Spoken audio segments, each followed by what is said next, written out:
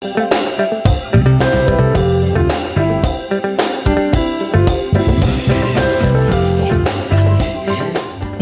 male and foreign nationals know firsthand what the effects of hate crimes are. The Hate Crimes Working Group report released last week says 59% of victims of this act fit this profile. A group of students who have travelled from countries across Africa to make a home in the mother city have compiled their life stories reflecting on their dreams, desperation and lessons learnt from migration.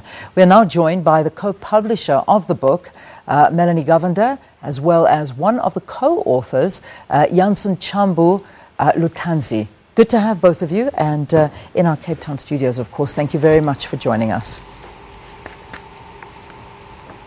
Thank you very much for having us, Leanne. Thank you very much. Melanie, let me begin with you. The book entitled In My Shoes and has about 40 different life students or stories of students that have had to leave their countries. Talk to us about the origins of this book. How did it come about? It all started at the English school at the Scalabrini Center of Cape Town, and it was about 3 steps. One student once approached me and wanted to talk about what has happened to him, and we sat down and he told me what his life was about in the DRC, and it was quite disturbing. So the next day I stood in front of my class and told them that whenever they would need someone to talk to, they could come to me. And days later that happened, they came. So then I proposed to do a photo project with them that would tell their stories and showcase their countries. And it happened. So they felt comfortable. We did a lot of improvements on English, and they got to know the classmates better. And a small family grew. So that was not only the end, it was just the beginning, because I finally saw what it was to walk in the shoes of a refugee. And I wanted everybody else to experience this. So I literally had the idea of a book. I then met Kate Boddy of the English school, Scalabrini Center of Cape Town. She was a former English school manager, and she found the idea very good. So we started. The students started writing, and we started fundraising and editing. And then one day, the cover was printed, and I just couldn't believe it, because that meant that the book was real. It's an amazing, amazing feeling to see it become a reality. But I want to get, Janssen, tell us your story as a student and contributor to the book. What is your story? Oh, please, could you come again? Just tell us your story, how you landed studying in Cape Town, your background.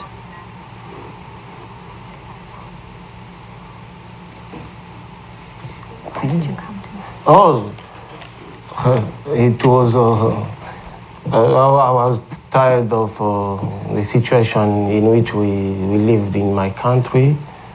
And then we were forced to leave home and to find home out of the DRC.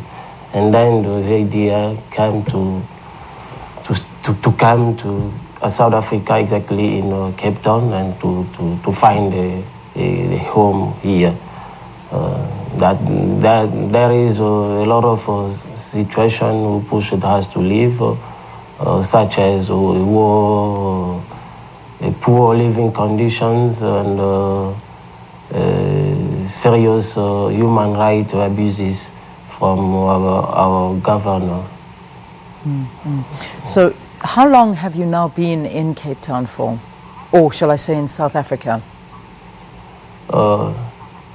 I've been in Cape Town for 11 months now. Yeah.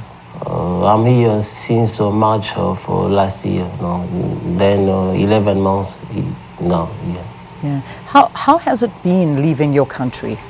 It must be a very difficult thing to do, to leave everything you know and come to another country and just try and make it again.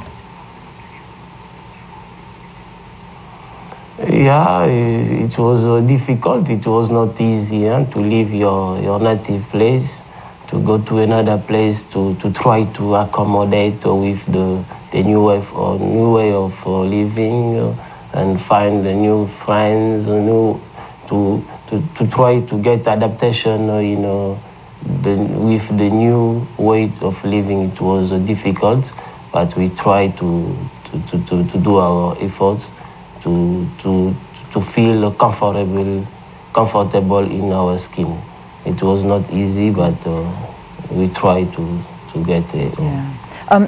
Melanie, let me just end off with you and just talking about the fact that, I mean, we saw this report that was released by Hate Crimes Working Group saying that people who've experienced hate crimes are sometimes affected psychologically. They find it very difficult to function normally again.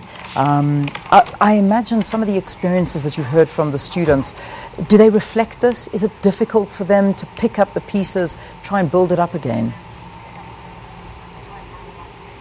Yes, it is very difficult. In 59 of the cases, they are black, male, and foreign Africans, and they have to go through hate speech, intimidation, harassment, robberies, and damage of property. And in 50% of these cases, they are, of course, emotional changes that they have to go through. And unfortunately, our students also have to go through horrible incidents, and it's really hard for them. But they make it, and they even get stronger, and they work harder. They just have to go on. Life has to go on for them. And let me give you one example. There was one student that didn't come to class. He did excuse himself, and he had to stay with his brother in the hospital because he was stabbed in a shop, just like that. But the next day he came back to school and asked for his homework of yesterday. So they just go on, they grow harder, and it's just incredible what they have to go through. Yeah, look, we unfortunately have to leave it there, but thank you so much. There's the book that's available that has been compiled documenting these students' lives. We thank you very, very much for talking to us. In My Shoes, 40 original stories from refugees, and the co-author of this book, Melanie Govinda, talking to us on the program, and Janssen Tshambu Lutansi, who is also a co-author of this book. Let's take a break. We've got more after this.